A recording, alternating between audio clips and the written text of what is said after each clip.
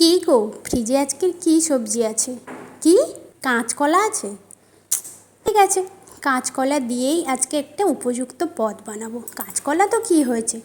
নমস্কার, আমি নির্মিতা। আপনারা সবাই কেমন আছেন? এদিকে দেখো, কাঁচকলাটা আমি সেদ্ধ করতে দিই। কাঁচকলাটা সেদ্ধ হয়ে গেছে। রেসিপিটা করব, তার জন্য দুটো বড়ি নিয়েছি, একটা শুকনো লঙ্কা নিয়েছি। তো বড়িটাও ভেজে নেব আর শুকনো শিলের মধ্যে রেখে দিয়েছি।